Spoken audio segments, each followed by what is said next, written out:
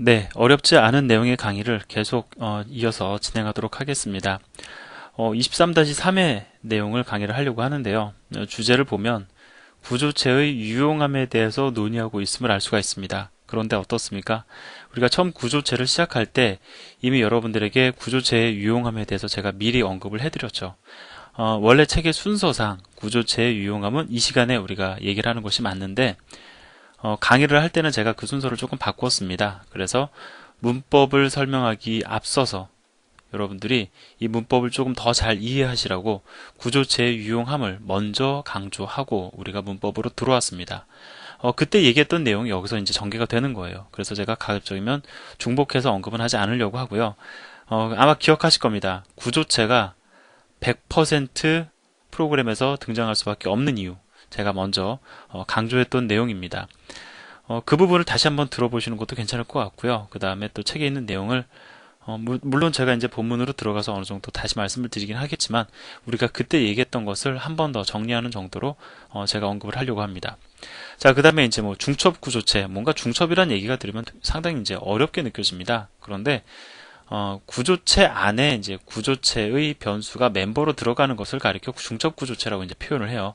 뭐 어렵지 않은 내용이기 때문에 또 이것도 여러분들이 쉽게 공부를 하실 수 있으실 겁니다. 자, 먼저 구조체를 정의하는 이유에 대해서 좀 얘기를 해볼까요? 이제 일단 좀 읽어보도록 하겠습니다.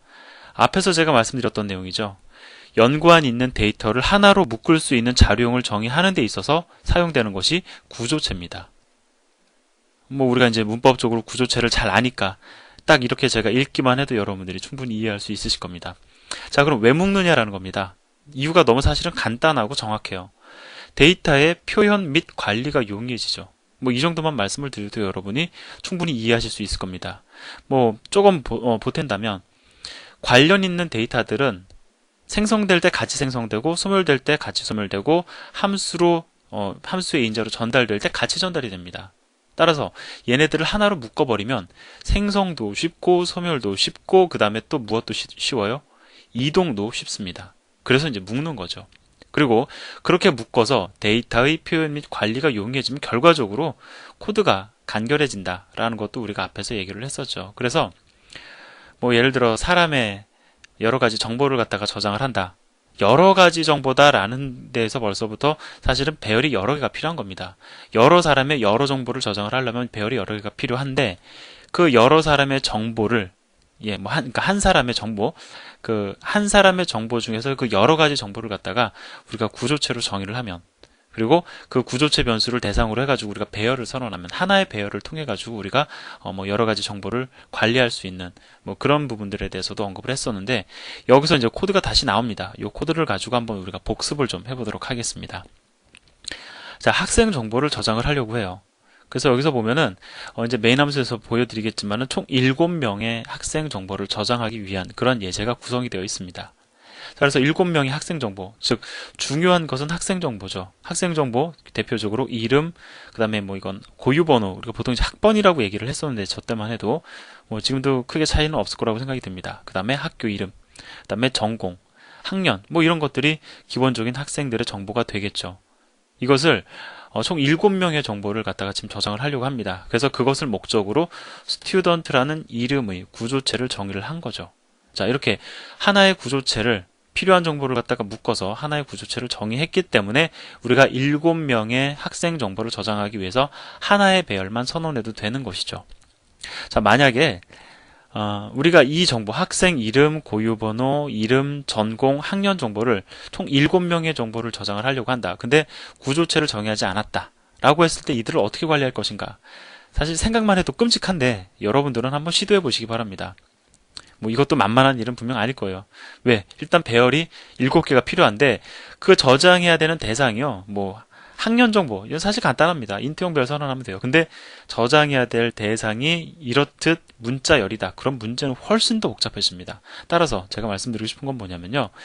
난 도저히 아직도 구조체를 정의하는 이유를 잘 모르겠다. 그럼 이 예제에서 똑같은 기능을 하는, 그러니까 뭐 7명의 정보를 저장을 하고, 그 7명의 정보를 여기서 저장을 하죠.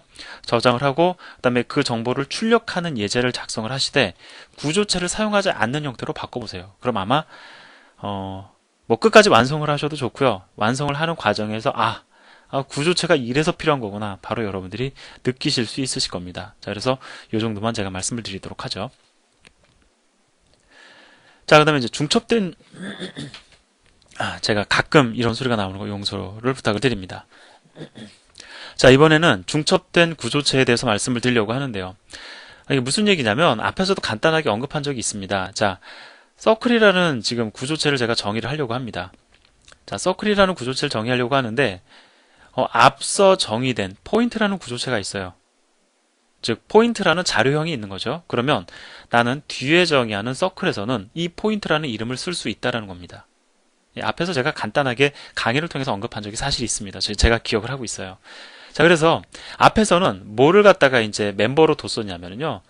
포인트형, 뭐 예를 들어 이렇게 앞에 정의한, 여기서 지금 보면 포인트형 변수가 멤버로 들어가 있는데 그 당시에는 우리가 PTR 뭐 이렇게 해가지고 포인터 변수를 갖다가 멤버로 두는 예를 갖다 여러분들에게 보여드렸습니다. 그런데 그때 제가 같이 말씀을 드렸어요.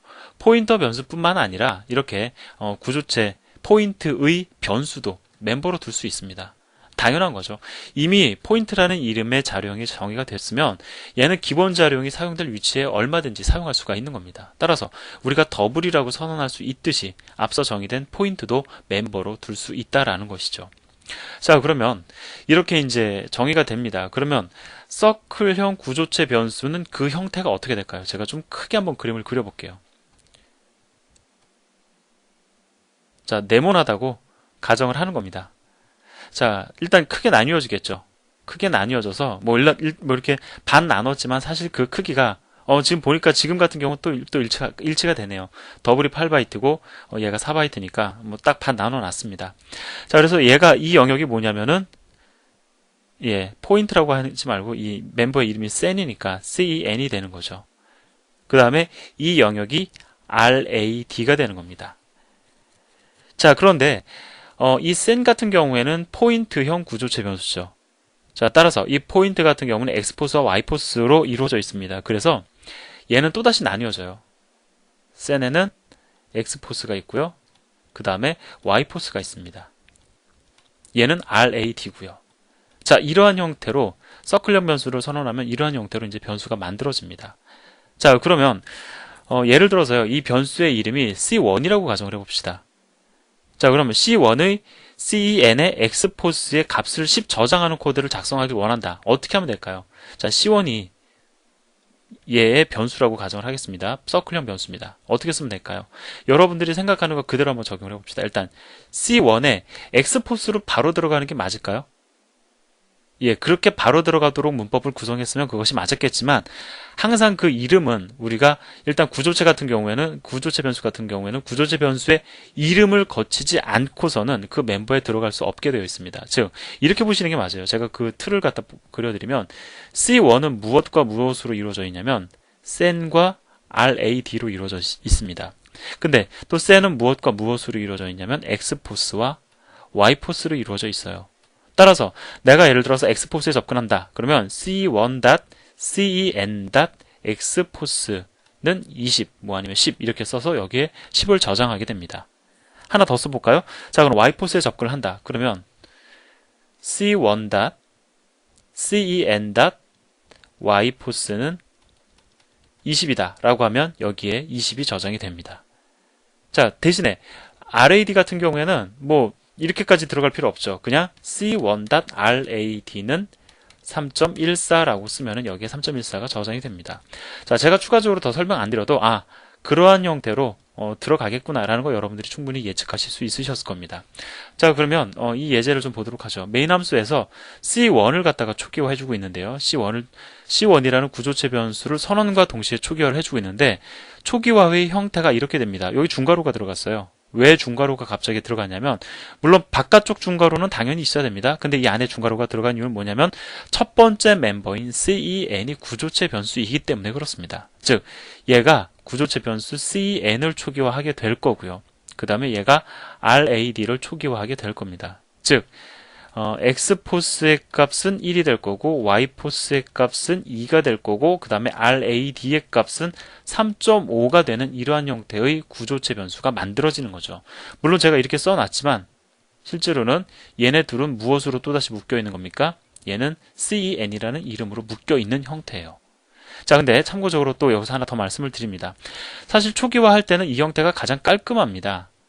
구분이 되죠. 그러니까 멤버 단위로 구분이 됩니다. 근데 요 중괄호 사실 생략 가능합니다. 생략을 하시면은, 즉 이렇게 여러분들이 쓰시잖아요. 그러면은 그냥 순차적으로 2, 4, 3.9 알아서 컴파일러가 이것을 인식을 해가지고 아, 얘가 중괄호로 생략했구나. 총 초기화해야 될 변수가 3개인데 뭐 내부적으로 들어가 보면 총 3개인데 중괄호를 생략했구나 판단을 해서 알아서 2와 4와 3.9를 넣어주긴 합니다. 하지만 지금부터 여러분들이 이런 것에 습관을 들이시는 것보다 아예 이렇게 습관을 들이셔서 구조체 변수는 멤버로 초기화할지라도 중괄호를 넣어주는 그런 습관을 들이셔서 구분하는 습관을 들이시는 것이 좋습니다. 자, 그래서 이제 또 보니까 뭐라고 있냐면 C1과 C2의 주소값을 인자로 전달을 해서 show circle info라는 함수를 호출하고 있죠. 자, C1의 주소값을 전달을 했습니다. 따라서 CPTR은요. 자, CPTR은 처음에 매개 변수 CPTR은 C1을 가리키게 될 겁니다. 자, 그럼 우리가 한번 써볼까요? 예를 들어서 CPTR이라는 포인터를 가지고 X포스에 저장된 값을 출력하기 원한다. 어떻게 쓰면 될까요? CPTR이라는 포인터 변수가 가리키는 멤버 CEN에 접근을 해서 그 CEN의 멤버 X포스의 값을 출력을 한다. 이렇게 써주면 되죠. 예, 여기 나와 있는 것처럼. 한 번 더 해보겠습니다. 자, Y포스 같은 경우에는 어떻게 할까요? CPTR이 가리키는 구조체 변수의 멤버 CEN. 무조건 CEN을 거치지 않고서는 X포스를 Y포스에 접근이 불가능합니다. 자, 여기까지 써준 다음에 점을 찍어준 다음에 Y포스. 이렇게 해서 접근을 하면 되겠죠. 자, 이 접근 방법은 우리가 앞에서 공부했던 걸 가지고 여러분들이 충분히 이해하실 수가 있을 겁니다. 자, 그래서 뭐 결론은 매우 간단하죠. 뭐 제가 따로 말씀 안 드려도 여러분들이 충분히 예측했을 법한 내용들입니다. 사실은. 자, 이렇게 해서 이제 그 구조체에 대한 얘기는 사실상 이제 끝이 났어요. 이제 구조체에 대한 얘기는 끝이 났는데 우리가 또 구조체와 또 관련이 있는 공용체 또 다음 시간에 공부를 하도록 하겠습니다. 감사합니다.